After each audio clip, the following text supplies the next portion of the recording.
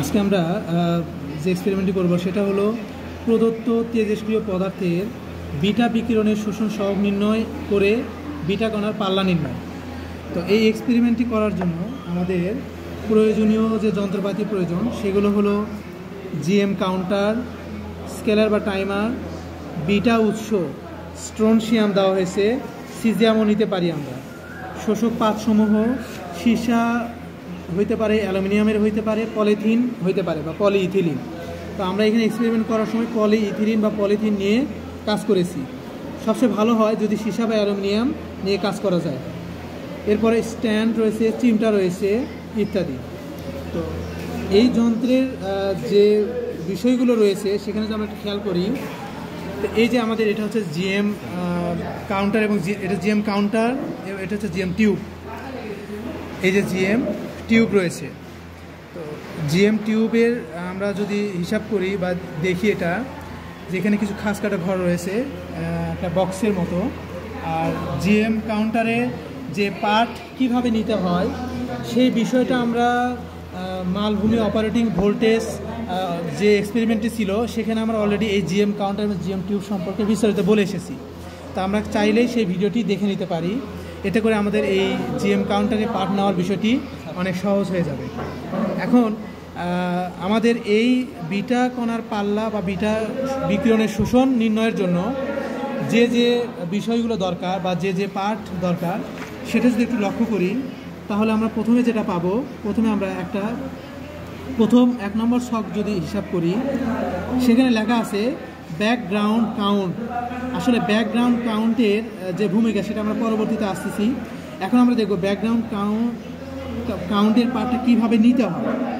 তো আমরা এই ব্যাকগ্রাউন্ড কাউন্টের এখানে যে বিষয়গুলো রয়েছে, পরীক্ষণের পূর্বে কাউন্ট পার মিনিট, পরীক্ষণের পরে কাউন্ট পার মিনিট, আর গড় কাউন্ট পার মিনিট। তো পরীক্ষণের পূর্বে বলতে বোঝানো হয় যে এই যে শোষকের পুরুত্ব গণন যে বিষয়গুলো রয়েছিল এগুলো পার্ট নেওয়ার পূর্বে আমরা একটা পার্ট নিব, একটা পার্ট বলতে 3টা পার্ট নিব আমরা। তো এই 3টা পার্ট নেওয়ার পরে আমরা পরবর্তী শোষকের পুরুত্ব নির্ণয়ের জন্য পার্ট নিব।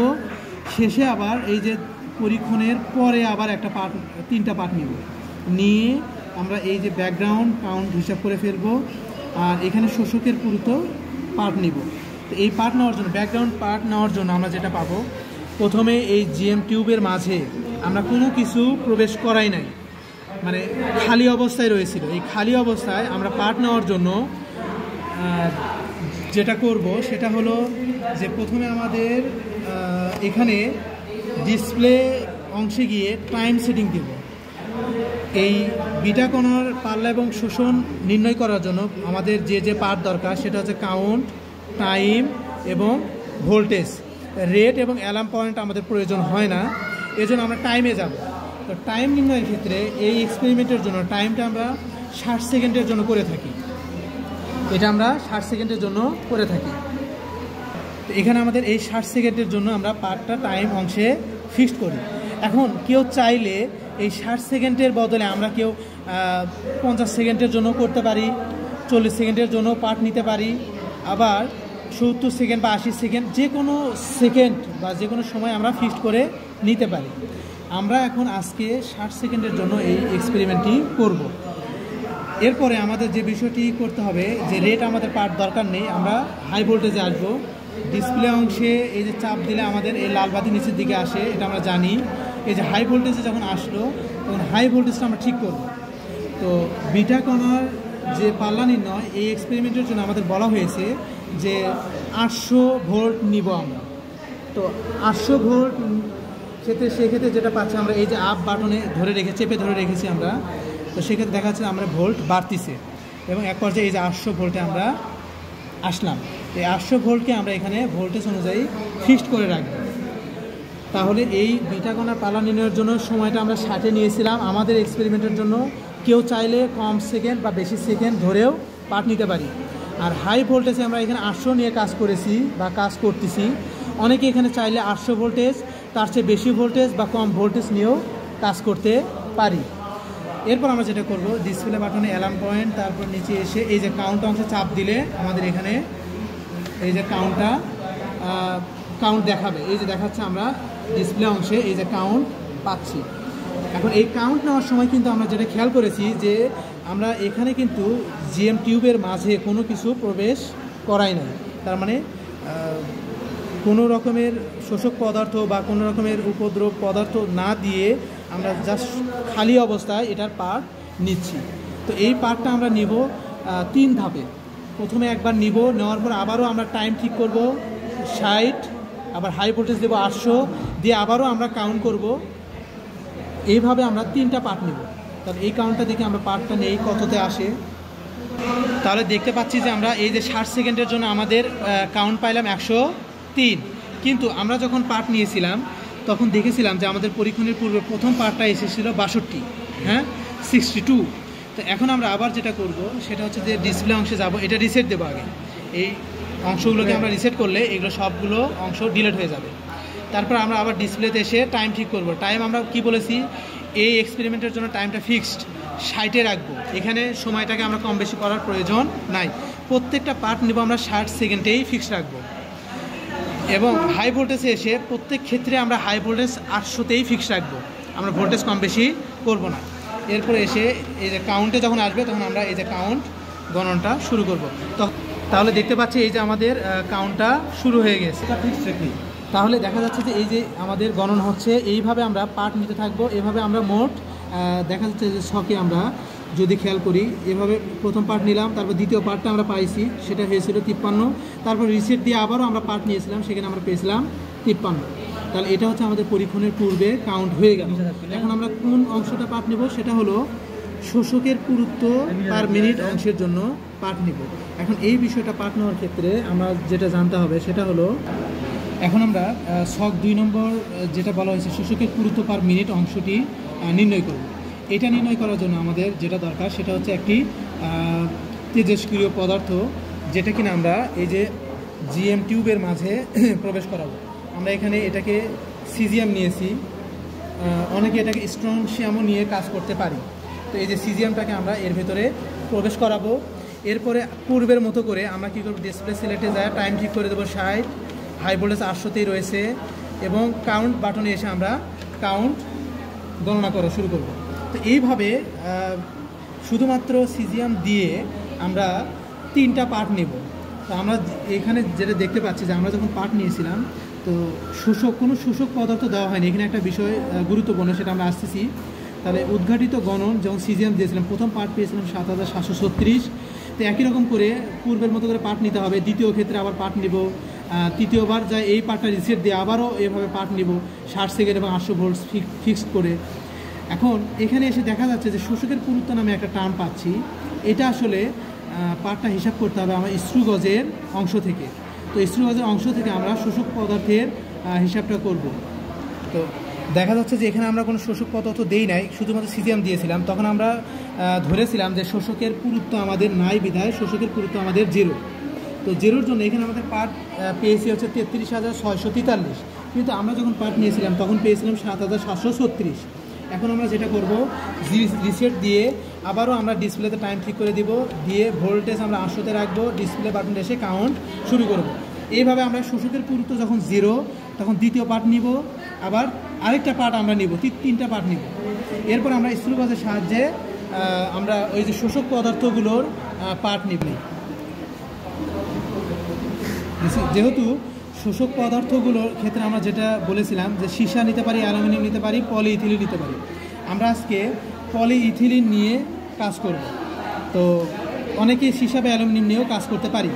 শোষক পদার্থগুলোর পুরুত্ব যত বেশি হয় সেক্ষেত্রে বিটা বিকিরণের গণন হার কমতে থাকে, এক পর্যায়ে সেটা ব্যাকগ্রাউন্ড কাউন্টে পৌঁছায়। আমরা পূর্বে বলেছিলাম হয়তো যে এই যে ব্যাকগ্রাউন্ড কাউন্টের পার্টের কী প্রয়োজন। আসলে এই পার্টটা যখন আমরা প্রথমে নিয়েছিলাম এবং পরে এই পার্টগুলো নেওয়ার পরে যখন আমরা এই পার্টটা আবারও নিব, সেটাকে গড় করে এই যে একটা পার্ট পাবো, আমরা যখন এই যে শোষক পদার্থ দিয়ে যে পুরুত্ব নির্ণয় করতে যাব তখন এক পর্যায়ে দেখা যাবে যে বিটা বিকিরণের যে গণনা হার সেটা এক পর্যায়ে এসে গড় কাউন্ট এই যে 53-র কাছাকাছি চলে আসবে। কিন্তু আমাদের দেখা যায় যে শোষক পদার্থের পুরুত্বে কম হওয়ার কারণে আমাদের 53 পর্যন্ত যাইতে গেলে আরও অনেক মানের প্রয়োজন বা অনেক হিসাব করতে হবে, তো আমাদের অতদূর পর্যন্ত হিসাব করি নাই, আমরা অল্প কিছু হিসাব দিয়ে বুঝেছি কীভাবে পাটটি নিতে হয়। তো এখন আমরা দেখব যে শোষক পদার্থের পুরুত্বের ক্ষেত্রে স্ক্রু গজের পাটটি নেওয়া। স্ক্রু গজের পাটের ক্ষেত্রে হিসাব করব আমরা। স্ক্রু গজ সম্পর্কে অনেকেই ভালো করে জানি যে আমাদের স্ক্রু গজের এটা হচ্ছে রৈখিক স্কেল, এটা হচ্ছে বৃত্তাকার স্কেল। তো রৈখিক স্কেলে এই যে দাগাঙ্কিত করা আছে, আমরা যদি একটু দেখি সেটা হচ্ছে যে তাহলে আমরা বললাম এটা রৈখিক স্কেল, এটা হচ্ছে বৃত্তাকার স্কেল।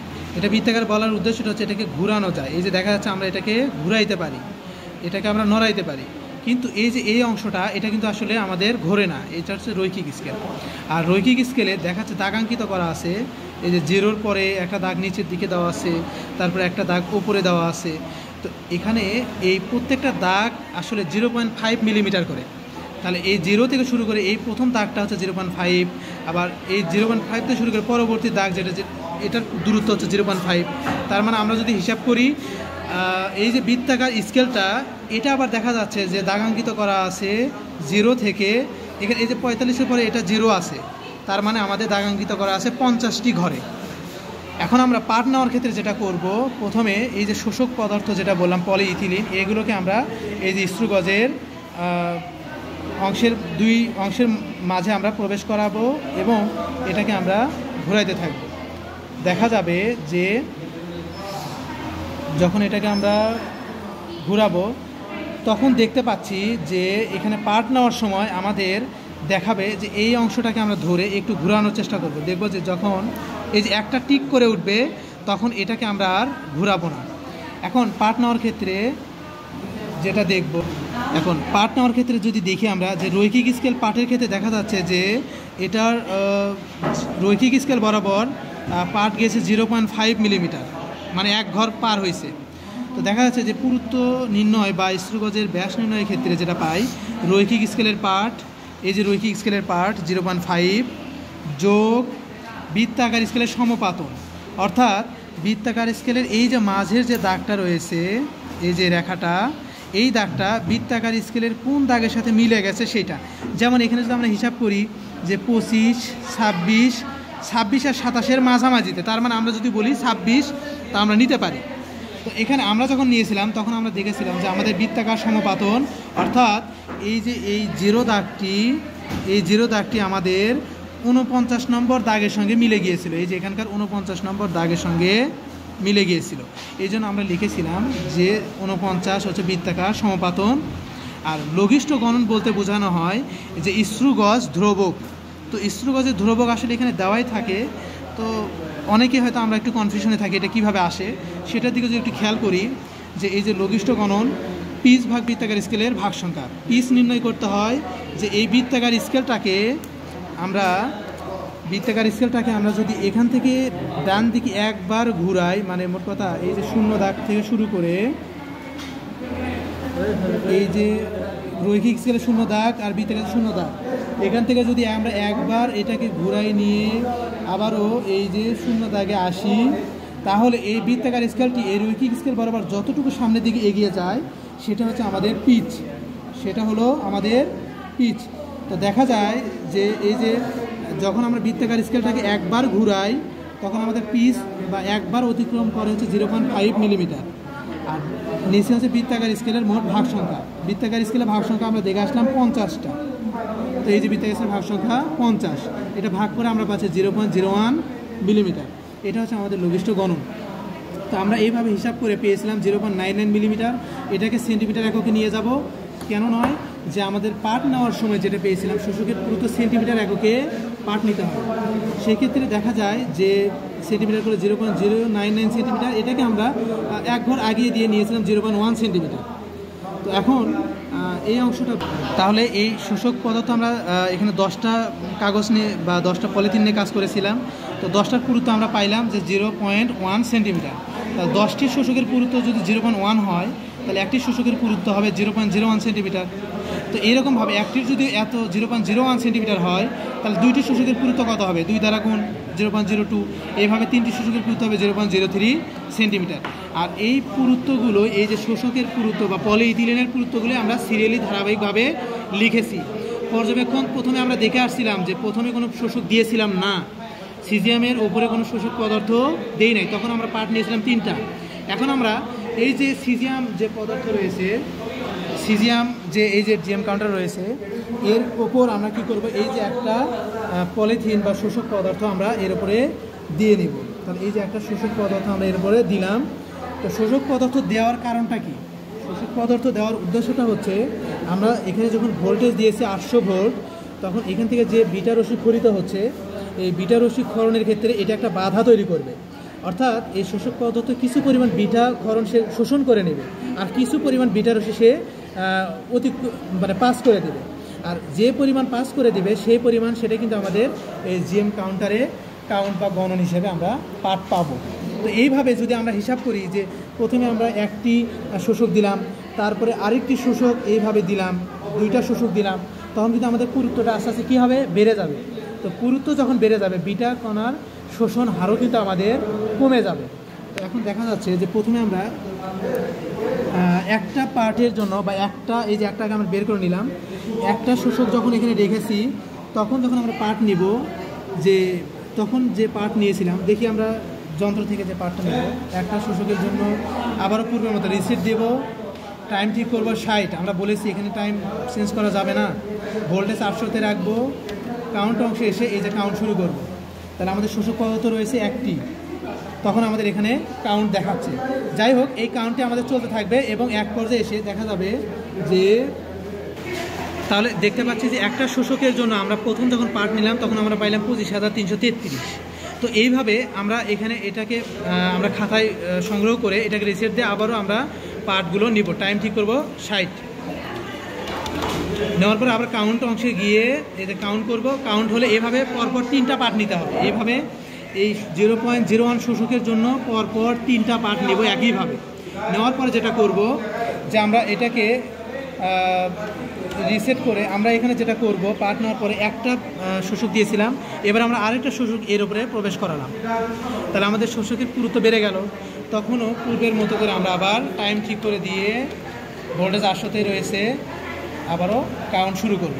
তাহলে 2টা শোষক দিয়ে যখন আমরা পার্ট নিচ্ছি, তখন আমাদের ক্ষেত্রে যেটা পাচ্ছি যে 2টা শোষকের জন্য প্রথম পার্ট এসেছিল 7169। এরকম করে এই 0.02 শোষকের পুরুত্বের জন্য এরকম করে আরও 2টা পার্ট নিব পরপর। এখন আরেকটি শোষক যদি আমরা দেই, তার মানে 3টা শোষক দেওয়া হবে। 3টে শোষকের পুরুত্ব আমাদের এখানে দেখানো হয়েছে 0.03। 3টি শোষকের জন্য আবার 3টা পার্ট নিব, এরকম করে আবার একটা শোষক এখানে প্রবেশ করাবো, আমরা এখানে আরেকটি শোষক এখানে প্রবেশ করাবো, একটির পর একটি এভাবে শোষক প্রবেশ সিজিয়ামের ওপরে দিতে থাকবো এবং এভাবে আমরা প্রত্যেকটার জন্য 3টা করে পার্ট গণনা করা শুরু করব। এই পার্টগুলো নেওয়ার পরে আমরা যেটা পাবো সেটা হলো, এখানে একটা বিষয় বলে নেই, সেটা হলো যে আমরা যখন পুরুত্ব বাড়াই দিছি, আমরা কিন্তু বললাম যে সিজিয়ামের ওপরে যখন শোষক পদার্থের পুরুত্ব বেড়ে যাচ্ছে, তখন কিন্তু যেটা ঘটবে, বিটা বিকিরণের হার কিন্তু কমে যাবে। তো আমরা মানগুলোতে যদি একটু লক্ষ্য করি, দেখা যাচ্ছে যে প্রথমে যখন পুরুত্ব ছিল না তখন 7736, ধীরে ধীরে কিন্তু আমাদের মানগুলো কমতেছে, যে 6900, 6800, 6600 এইভাবে মানগুলো কমে যাচ্ছে। তার মানে পুরুত্ব যত বেড়ে যাচ্ছে, আমাদের বিটা বিকিরণের হারও তত কমে যাচ্ছে। এই পার্টগুলো নেওয়ার পরে আমরা যেটা করব, গড় গণন পার মিনিট, তার মানে আমরা এই 3টার গড় করে 3 দ্বারা ভাগ করে গড় করে নিব। এই দ্বিতীয় ক্ষেত্রে আমরা এই 3টা যোগ করে 3 দ্বারা ভাগ করে গড় অংশ বের করব, অর্থাৎ আমরা গড় করে ওইটা আমরা জানি। এরপরে এই যে গড় গণন পার মিনিটটাকে আমরা ক্যালকুলেটরে পার্টে লন এন করে, মানে লন এই গড় পার্ট নিয়ে আমরা যদি হিসাব করি, তাহলে আমরা এইরকম অংশ পেয়ে যাব। এই অংশগুলো হিসাবের পর, এই পার্টগুলো নেওয়ার পরে আমরা এই যে লন এনের যে মানগুলো পাইলাম আর শোষকের পুরুত্ব যেটা আমরা নির্ণয় করলাম, এই লন এনকে আমরা রাখবো হচ্ছে যে ওয়াই অক্ষ বরাবর, আর শোষকের পুরুত্বগুলোকে আমরা রাখবো এক্স অক্ষ বরাবর রেখে আমরা একটা গ্রাফ অঙ্কন করব। তাহলে এই যে এইরকম একটা গ্রাফ পেয়ে যাব। তো গ্রাফে আমরা দেখতে পাচ্ছি যে এক্স অক্ষ বরাবর আমরা কাকে নিয়েছি, শোষকের পুরুত্ব x সেন্টিমিটার, আর ওয়াই অক্ষ বরাবর আছি লন এন। তো এক্স অক্ষের দিকে প্রতি ঘর ক্ষুদ্রতম এক ঘরের মান নিয়েছিলাম 0.002, ওয়াই অক্ষের দিকে প্রতি ঘর নিয়েছিলাম 0.01 একক। এই হিসাবে আমরা যখন গ্রাফ অঙ্কন করলাম, এটি একটি সরল রেখা হয়েছিল। তো দেখলাম যে শোষকের পুরুত্ব বেশি থাকাকালীন সময়ে আস্তে আস্তে যখন শোষকের পুরুত্ব বেশি দিয়েছিলাম তখন কিন্তু আমাদের কি হয়েছিল, মানগুলো গণন হারটা কমতেছিল এবং এটা একটা আনুপাতিক হারে মানটা কমার কারণে এটা একটি সরলরেখা পাওয়া যায়। তো আমরা এখানে যদি আরেকটা বিষয় দেখাই সেটা হচ্ছে যে এই হিসাব থেকে যে শোষকের পুরুত্ব আনুপাতিক হারে কমতে থাকে সেখানে দেখা যায় এটি একটি সরলরেখার সমীকরণ নির্দেশ করে, যার কারণে আমরা গ্রাফে এটি একটি সরলরেখায় পাবো। এই সরলরেখার যদি আমরা ঢাল নির্ণয় করি তাহলে এই ঢালটি হবে আমাদের, আমরা যদি এই সরলরেখার ঢাল নির্ণয় করি তাহলে এই ঢালটি আমাদের নির্ধারণ করে দেবে যে বিটা কণার পাল্লা নির্ণয়ের ওয়ে। সেটা হলো যে তাহলে এখানে আমাদের এই যে ঢাল নির্ণয়ের ক্ষেত্রে খেয়াল রাখবো যে এসি এবং বিসি অংশ আমরা নিয়েছি। এসিটা হচ্ছে যে ঢালটা আসলে ট্যান থিটা। তো এখানে দেখতে পাচ্ছি যে ঢাল এসি ভাগ বিসি। এসি বরাবর আমাদের যে পুরুত্ব ছিল সেটা হচ্ছে আমাদের ছিল 0.09, আর হচ্ছে যে বিসি বরাবর যেটা নিয়েছিলাম বিসি সেটা ছিল আমাদের 0.03। এটা ভাগ করে আমরা পাইলাম 3/সেন্টিমিটার। এটা হচ্ছে আমার মিউ এর মান। এখন ভর শোষণ সহগ নির্ণয় করব, মিউ এম যেটা সেটা হচ্ছে এই মিউকে রো দ্বারা ভাগ করব। এখন এই রোটা হলো আমরা এই যে পলিথিন জাতীয় যে শোষক পদার্থ নিচ্ছিলাম, এই যে পলিথিন জাতীয় শোষক পদার্থ, এই শোষক পদার্থগুলোর এই পুরুত্ব, সরি এটা হচ্ছে ঘনত্ব, শোষক পদার্থগুলোর ঘনত্ব। এই শোষক পদার্থ বা পলিথিনের ঘনত্ব হচ্ছে 0.96 গ্রাম/সেন্টিমিটার কিউব। এটা দ্বারা ভাগ করলে আমরা যেটা পাচ্ছি এই অংশটা, এবং এইভাবে আমরা পাল্লা নির্ণয়ের সূত্রে বসাই দিব। আরেকটা বিষয় আমরা বলে নেই যে এইভাবে পার্ট নেওয়ার পরে বা হিসাব করার পরে আমাদের একটা জায়গায় সমস্যা হয়, সেটা হলো যে এই যে পাল্লা নির্ণয়ের ক্ষেত্রে পি বিন্দুর ভুজ, আসলে এই মানটা খুবই জটিল একটা টার্ম। কারণ এই মানটা নিতে হয় আসলে এই যে পূর্বে যে ব্যাকগ্রাউন্ড কাউন্টের কথা বলেছিলাম, এই মান যে জায়গায় আসে পড়বে সেই মানটাই হবে আমার এই যে পি বিন্দুর ভুজ। তো দেখা যায় যে আসলে এই ব্যাকগ্রাউন্ড কাউন্টের মান আমরা আসলে পাইতে গেলে আমরা যে শোষক ব্যবহার করতেছি এর থেকে পুরো কোনো শোষক ব্যবহার করলে সবচেয়ে উত্তম হয়। কারণ পাতলা শোষক ব্যবহার করলে আমরা কখনোই 58.34 গড় কাউন্টে আসতে পারবো না। কারণ আমাদের যে হিসাবটা দেখতে পাচ্ছি যে এটা 6000-এ আছে, তো 58 যদি আসতে চাই তাহলে আমাদের এইভাবে হিসাব করলে হবে না, আমাদের ওই শোষক পদার্থের পুরুত্বকে অনেক বেশি নিতে হবে।